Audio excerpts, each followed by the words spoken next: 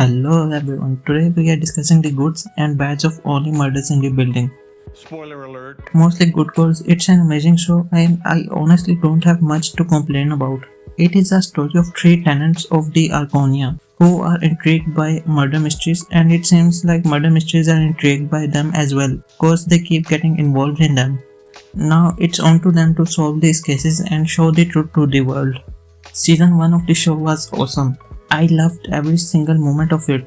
It was a great mystery with perfect balance of funny moments and emotional ones. It was crazy entertaining and the jokes didn't felt forced.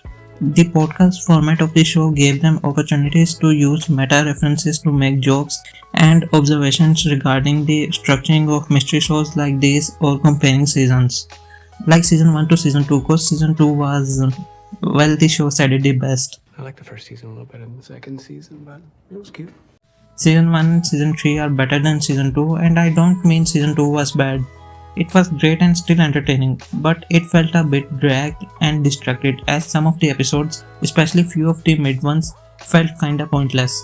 They were even making jokes about not making any progress during Season 2. Oh, you guys are really struggling this season, aren't you? 5 entire episodes of vamping. We're low on quality content this season. If it wasn't for the chemistry between the trio and having two comedy geniuses in the show, Season 2 would have been boring. Also, freaking Amy Schumer appeared in the first two episodes of Season 2. Well, hello there, Amy Schumer. General Kenobi. So that was a bad sign to begin with, but to be honest, she was okay and she was barely in 2 episodes. So don't let that stop you from starting the show. Coming to Season 3, it was outstanding just like Season 1. And the writing of this one may be the best of the 3 seasons. The energies of the characters was high as always, and the newer characters added were delightful, especially compared to the characters added in Season 2. The issues I had with this season were similar to Season 2. First half of the season was distracted and the mystery took a backseat until last 2 or 3 episodes. Also, they separated the trio a lot this season, and I understand that was part of a storyline, but it was still a bummer, I guess. But it's okay cause the rest of the stuff made up for it, and this was the funniest season of 3 for me. Could Gideon be out for me now? Charles, do not make this all about you. Okay, maybe it is about you. I laughed so many times, it was amazing, and the case was really interesting. That's the good thing about this show, it draws you in and the mysteries are not super complex. But the mysteries of this show are similar to mystery books like Nancy Drew or Hardy Boys. You love to see these characters with whom you are attached to make the progress, even if the clues are found a bit too conveniently or don't appear until the last second. But it is still enjoyable to see them try different tactics to get the clues or go through different suspects each episode to get to the bottom of the case. Something about this show makes it a really nostalgic and cozy experience. I mean, that's why I watched 2 and almost half season in 1.5 days. That is extremely rare for me. I usually take my time, but this show really drew me in, and following this unlikely trio around solving mysteries turned out to be a lot better experience than it had any right to be. The biggest reason why Only Murders in the Building worked so well is the cast. I doubt it would have worked without the perfectly casted trio and the rest of the cast. Steve Martin and Martin Short are the legends of comedy. Actually, legends in general, in the true sense of the word. They are effortlessly hilarious and entertaining. Even the little mannerisms of theirs makes me laugh.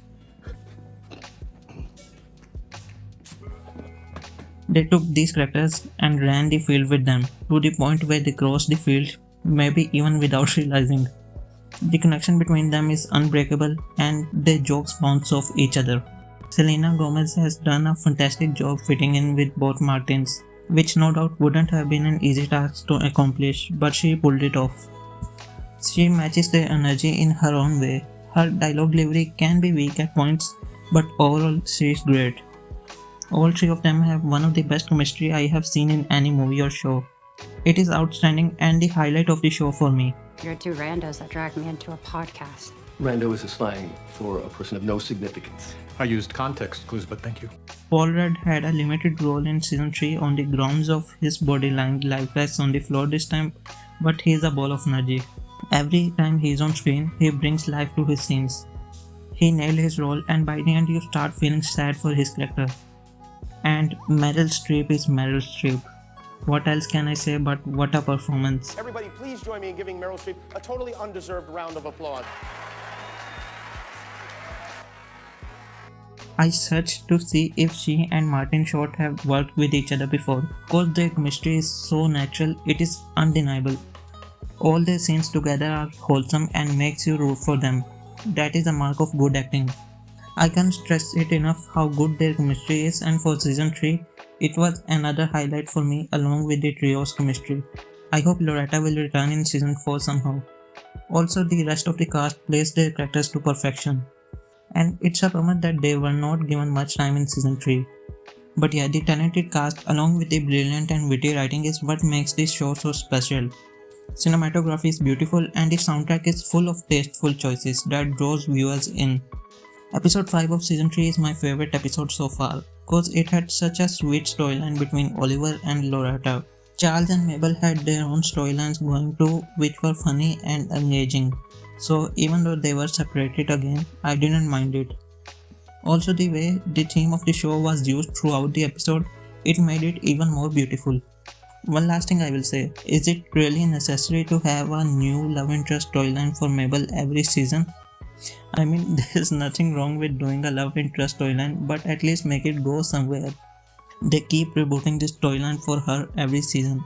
Who do they think they are? Hollywood? They will just mention the previous lover in passing or don't mention them at all. And when they do this storyline again and again, it starts to feel like a waste of time.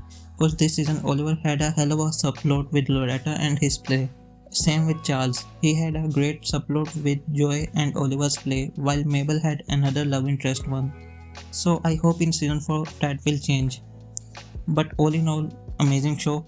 It has become one of my favorite show because it is so easy to get into and it is the best comfort show out there. And if you haven't watched it yet, hop on the train and catch on. You will love their crazy shenanigans. Why are you moving in slow motion?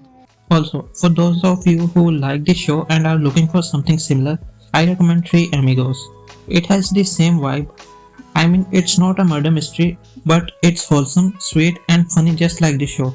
Look, boys, I know show business. Something always turns up. Telegram for the 3 Amigos. And it has another great trio with Steve Martin, Martin Short and Chevy Chase.